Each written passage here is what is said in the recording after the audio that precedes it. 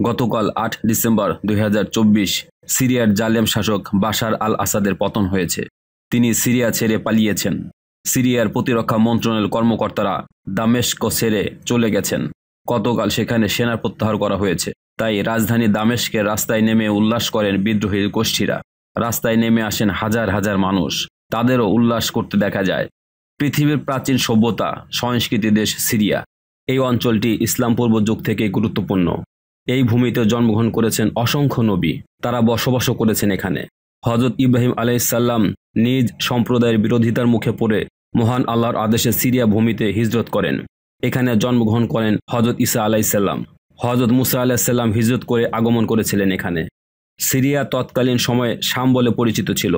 বর্তমান সিরিয়া, ফিলিস্তিন, Lebanon, Jordan সবই এই শাম ভূমির অন্তর্ভুক্ত ছিল। এই শামের সঙ্গে ভবিষ্যতের ও কিয়ামত পূর্ব অনেক ঘটনাও জড়িত রয়েছে।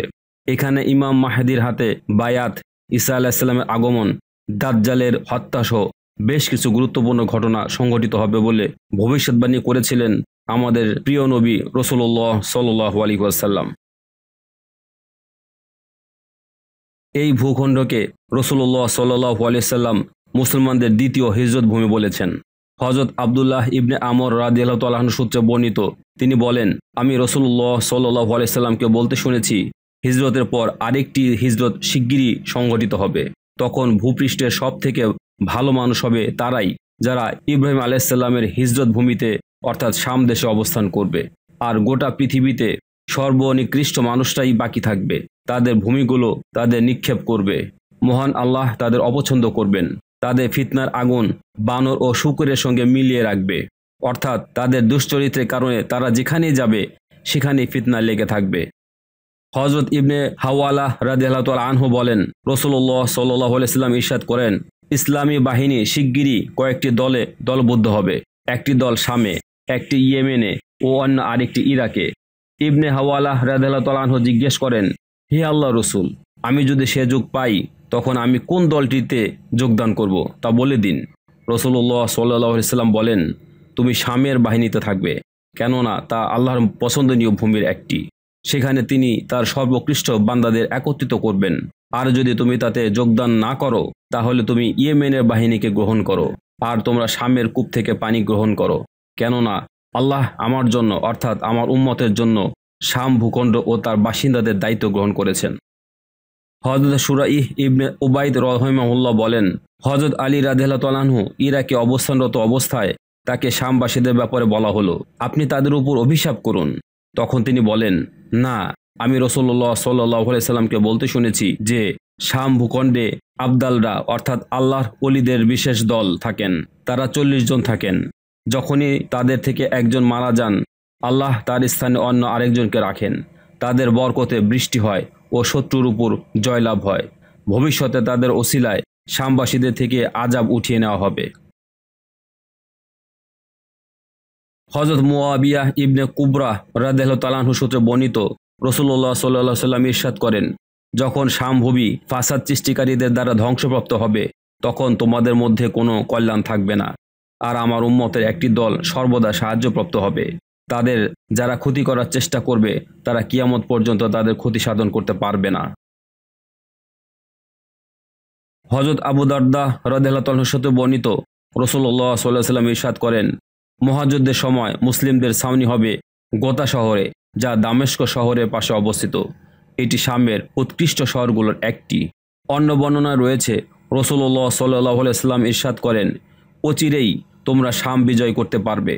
যখন তোমাদের সেখানে বসবাসের এখতিয়ার দেওয়া হবে তোমরা দামেস্ক নগরীকে বাসস্থান বানাবে, কেননা তা যুদ্ধবর্তীকালীন মুসলিমদের আশ্রয়স্থল হবে। আর তাদের ছাউনি হবে সে দেশের একটি ভূমি যাকে গোতা বলা হয়। হযরত আবু হুরায়রা রাদিয়াল্লাহু তাআলা আনহু সূত্রে বর্ণিত, রাসূলুল্লাহ সাল্লাল্লাহু আলাইহি ওয়াসাল্লাম ইরশাদ করেন, খোরাসান ভূমি থেকে কালো পতাকাবাহী দল বের হবে। তাদের কোনো কিছুই রুখতে পারবে না যতক্ষণ না তারা ইলিয়া তথা জেরুজালেমে অবস্থান না করে। যুগে যুগে সেই আব্বাসীয় খিলাফতের শুরু লগ্ন থেকে অনেকেই নিজেদের ওই দল বোঝানোর জন্য কালো পতাকা নিয়ে অভিযানে নেমেছে।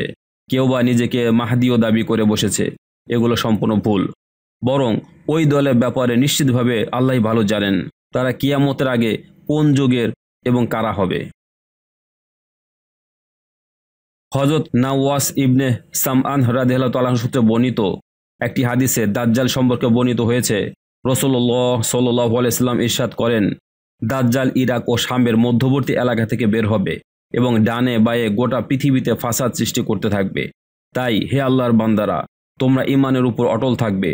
দীর্ঘ হাদিস বর্ণনার এক পর্যায়ে নবী করিম সাল্লাল্লাহু আলাইহি ওয়াসাল্লাম বলেন, দীর্ঘ 40 দিন ধরে দাজ্জালের অনিষ্টতার পর আল্লাহ হযরত ঈসা ইবনে মারিয়াম আলাইহিস সালামকে পাঠাবেন। তিনি দামেস্কের পূর্ববর্তী এলাকার শুভ্র মিনারের কাছে আসমান থেকে দুজন ফেরেশতার কাঁধে চড়ে অবতরণ করবেন। তখন তার শ্বাস প্রশ্বাস যে কাফেরের গায়ে লাগবে সে মারা যাবে, আর তার দৃষ্টিসীমার শেষ প্রান্তে গিয়ে তার শ্বাস প্রশ্বাস পড়বে। তিনি দাজ্জালকে তালাশ করবেন অথবা শামের বাবেলুদ নামক স্থানে তাকে হত্যা করবেন। হযরত উম্মে সালামা রাদিয়াল্লাহু তাআলা আনহা সূত্রে বর্ণিত, রাসূলুল্লাহ সাল্লাল্লাহু আলাইহি ওয়াসাল্লাম ইরশাদ করেন, মুসলমানদের একজন খলিফার ইন্তেকালের পর মতানৈক্য হবে। তখন মদিনাবাসীদের একজন ব্যক্তি মক্কায় চলে আসবেন, অথবা মক্কাবাসী অনেক লোক তার কাছে আসবে এবং তাকে তার অনিচ্ছা সত্ত্বেও ঘর থেকে বের করে এনে মাকামে ইব্রাহিম ও হাজরে আসওয়াদের মধ্যবর্তী স্থানে তার হাতে বায়াত হবে। তিনি হলেন ইমাম মাহদী। তার বিরুদ্ধে যুদ্ধ করার জন্য শামবাসীদের থেকে একটি দলকে পাঠানো হবে।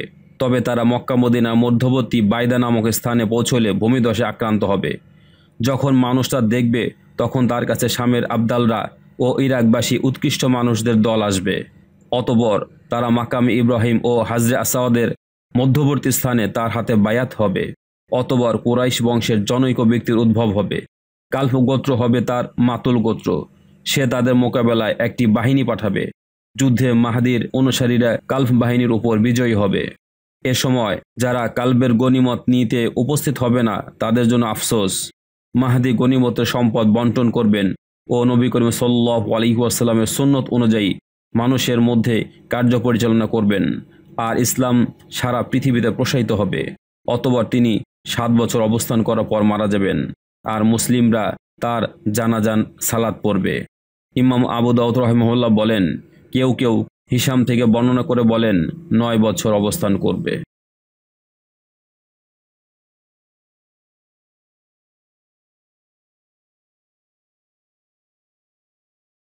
নিয়মিত ভিডিও পেতে চ্যানেলটি সাবস্ক্রাইব করে আমাদের পাশেই থাকুন। আজকে এ পর্যন্তই। আসসালামু আলাইকুম। সবাই ভালো থাকবেন, সুস্থ থাকবেন।